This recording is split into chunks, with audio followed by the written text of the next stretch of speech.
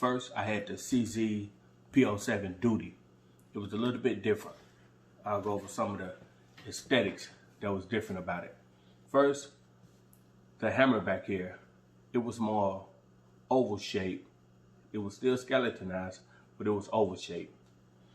The beaver tail, dovetail, whatever you want to call it, back here, that thing was like a knife blade that you can slice butter with if all the dishes was dirty and the dishwasher door was zip tied shut with medieval chains.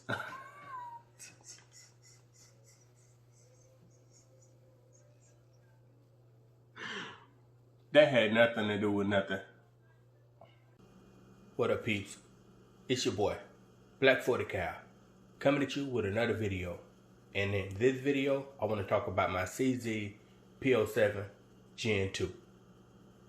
What comes in the box when you purchase a CZ P07 Gen2 in 9mm?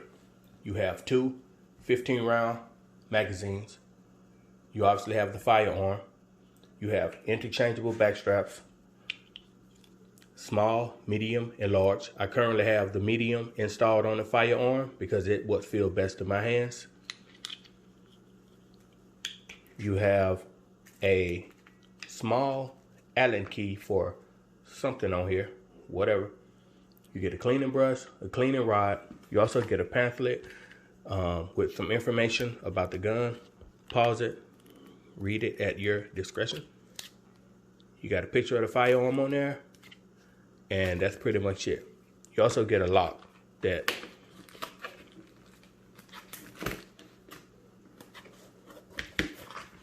we keep tucked away. The version that I have right here, this is the version with the threaded barrel and the suppressor height sights. But we'll get into that a little bit more when I talk about carrying this firearm, what I think about owning it, and should you consider this as a daily carry or a bedside gun. Alright, so we back with the CZ P07 Gen2. Now my thoughts about this gun, let's get that out the way. First off, I love this gun. It's actually my second time owning this firearm. Not this particular model. I had the CZ P07 Duty. It was a little bit different, and I'll go over some of the differences, which was mostly aesthetic, but they did upgrade the trigger, which we all happy about that.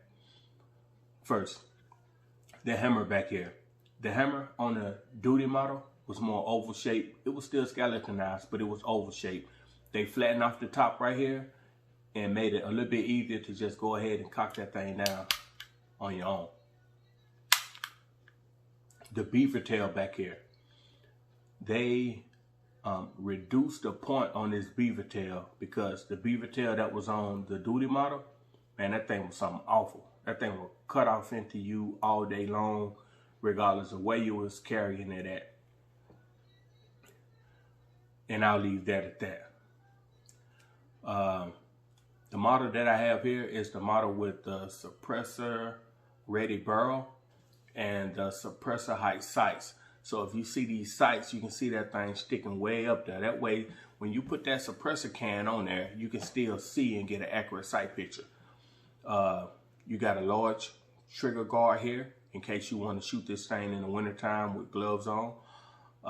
It fits real good in the hands. Like I said, the back strap that I have on here is the medium, and that's what suits my hand best. The texture on here, it's not too much. It's just enough, you know. And then you got this on the back. You know, it's just enough, you know, everything. You know, no mag in here. This thing is empty. You can see that.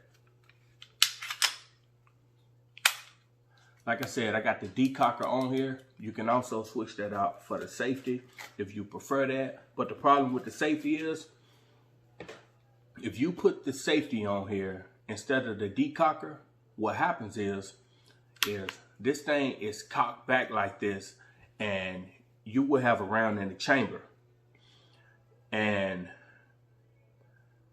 I don't think that's a good way to carry this gun, because this trigger pull is like, it's so easy to make that go off. Now, what I love about this gun is this is a single action, double action firearm. And what that means, if you don't know, I know a lot of you do, but if you don't know and you're new to firearms, single action, double action is when you have a heavy trigger pull first, and that's going to be your single action. So you'll pull and it'll be a long, heavy pull. And through the pull, you'll have that hammer creeping back. And when it finally breaks, your firearm is going to cycle. And when it cycles, it's going to leave that hammer back. So then you're going to go up to a reset point. And you can hear that audible click. The audible click means that you've reached your reset point to where now you can squeeze that trigger again. And now when you squeeze that trigger, it's just going to be real light and easy to acquire your target and hit your target, because you're not going to have that long pull to where you're waiting on the gun to actually fire. And that's good, in my opinion, for a new shooter who may be recoil shy. You know what I'm saying? To where you anticipating the recoil because you know the gun is going to be loud. You know you're going to get that big bang. So you're trying to prepare yourself for it the entire time you're squeezing that trigger. And that can cause you to jerk your shots to the left, to the right.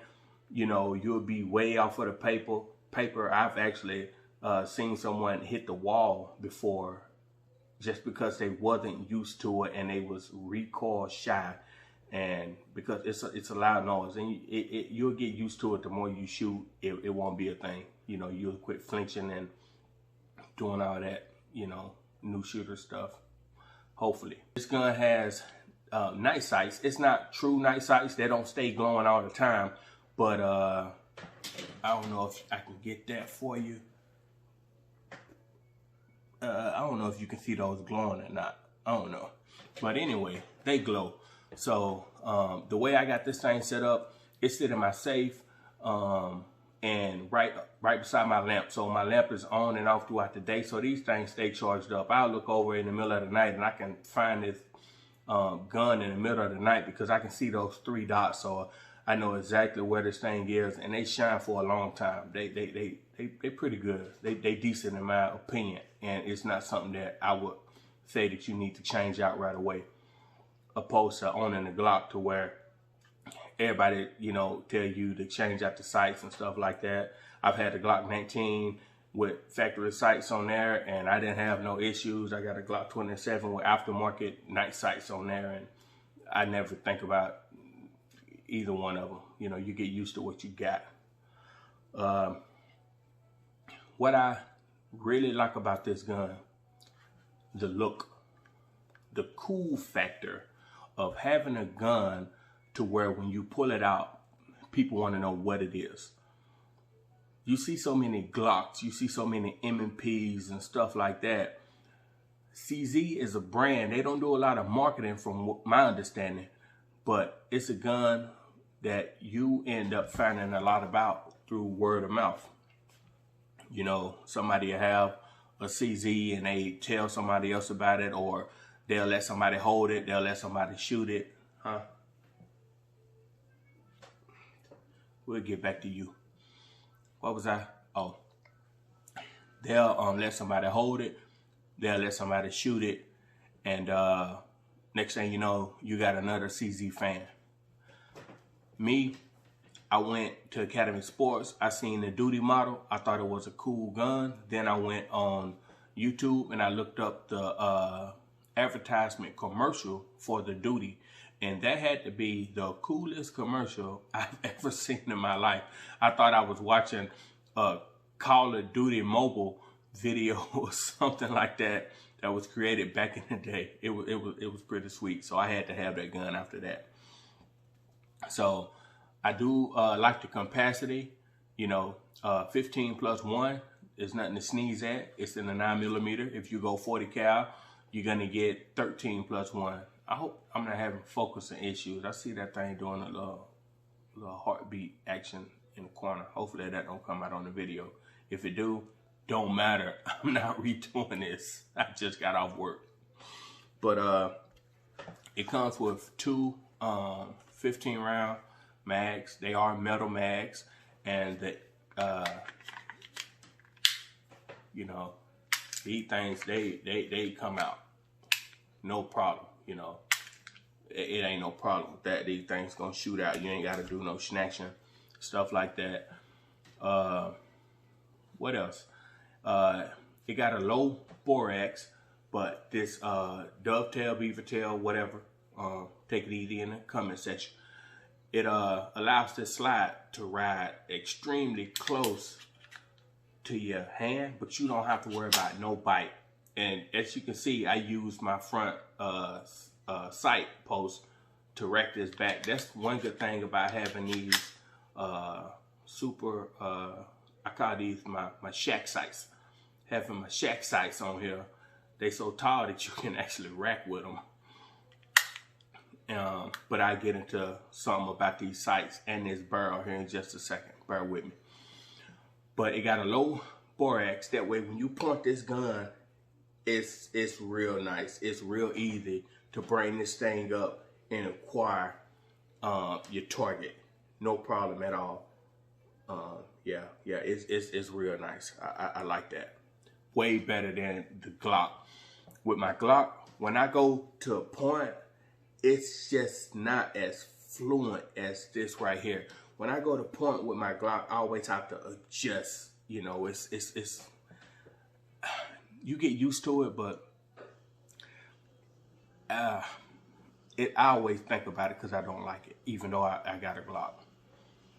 And I'll get into that a little bit later too. New shooters, listen to what I'm gonna say about Glocks and all these guns that people are gonna tell you to go and buy, because I've spent a lot of money on guns people have told me was that I should own. It's not about that.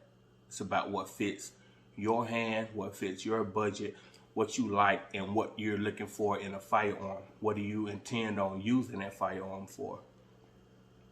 That's a topic for a whole nother discussion, and I'll be making a whole video on that, purchasing your first firearm, because you got to beware nowadays of going in there, buying a gun, and they don't even ask you what you intend on using it for. This is your safe zone for your trigger finger, your booger finger. This is your booger finger zone right here. So it should be here until you're ready to go inside this trigger and pull that trigger.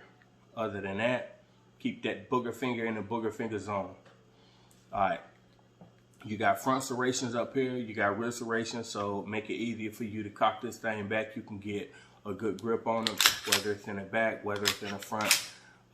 This good for press checks. You know, if you're one of those guys that like to press check your weapon and see if you got something in there. Me, personally, I'm not that guy, because I already know that I got this thing locked and loaded at all times. What else? I mean, that's pretty much it. I want to get on this threaded barrel and these height sights. I wish I had got the regular model. I got this model because I thought it looked cool. I've never had the threaded barrel and all of that. If you're not going to put a suppressor on the gun, do yourself a favor and do not get the threaded barrel and a suppressor height sights.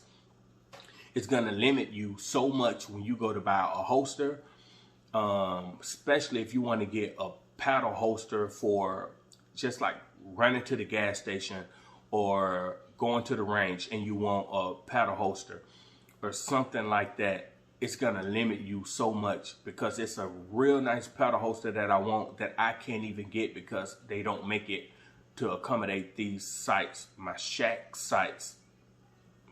Anyway, if you're not gonna run a suppressor, do yourself a favor and don't get the threaded barrel and the suppressor height sights. It's gonna limit you too much when it comes to buying holsters.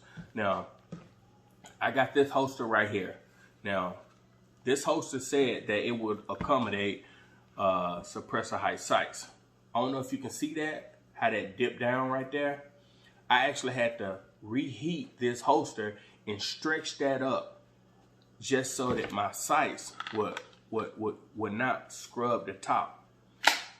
So And most of the time, you're gonna get your threaded barrel section poking out the front of your holster. So depending on how you carry this thing, this could be a problem. The way that I carry, this is a problem. I carry appendix. That ain't good with this.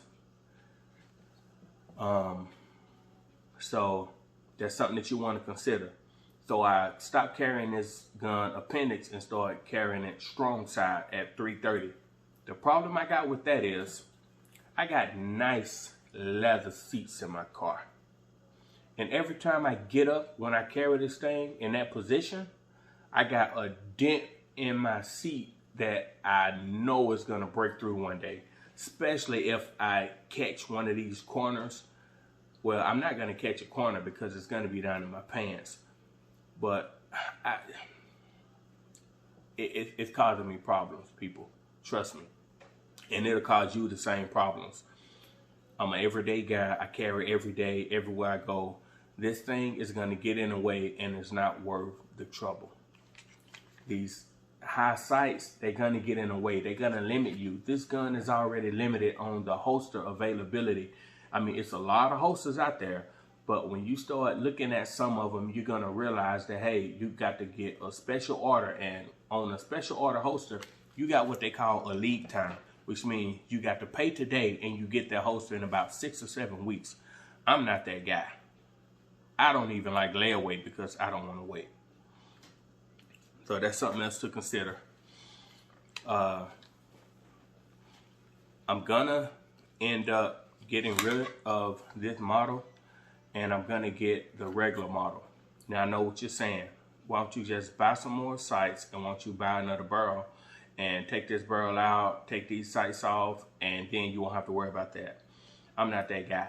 I want to buy the one with everything on it that I want. This thing right here is in great condition. Yes, great condition. Everywhere. I take care of my weapons. This stuff isn't cheap. Why would you not take care of it?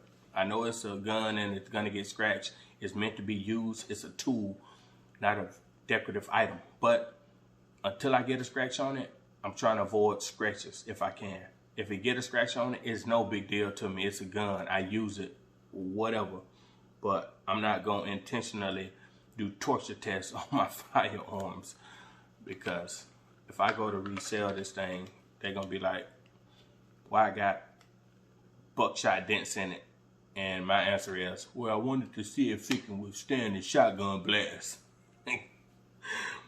No, thank you. All right. But that's my thoughts on the CZ P07 Gen2. I think it's an awesome gun. If you don't know anything about it, it's a ton of videos on YouTube about this gun. It's an awesome gun. I just wanted to put my 2 cents in and sing the praises for this firearm. It's a great firearm. Like I said, my only issue with it is the decision I made. It had nothing to do with this gun. I chose the threaded barrel and the suppressor height sights. If you're going to use that, then this is a great weapon. If you're not going to use it, go with the regular version. You're going to be happy with this firearm. This is a cool looking gun. It fits so well in the hand. You got the booger fingers on. You got a nice trigger. You got a flat surface here in case you got to go around a wall and you want to mount this thing up against the wall and get shots off like that.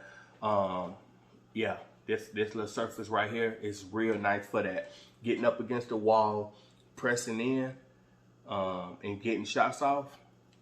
Man, James Bond status.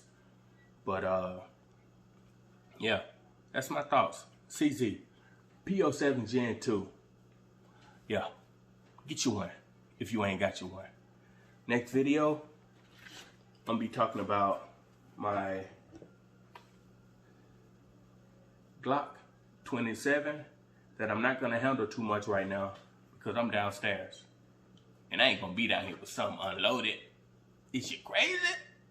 Man, I wanna talk about buying your first firearm, how to get comfortable with carrying with a loaded chamber, why you should carry with a loaded chamber.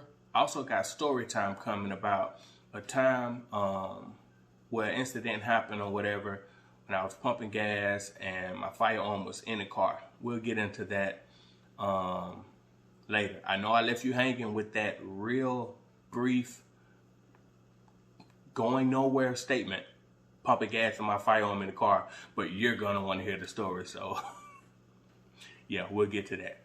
This your boy, Black 40 Cal, checking out, time to go to bed. Man, it's 4:29 a.m. This is actually my second time owning this firearm. First time, it was the CZ P07 Duty. There was a little bit of differences about those firearms, and I'll go over some of that now. First, the hammer back here. The hammer on the Duty was an oval shape. It was still skeletonized, but it was oval shaped. This beaver tail or dovetail back here on the Duty model, that thing was like a knife blade from Hell's Ninjas, because that thing would cut off into you and C-section you throughout the day.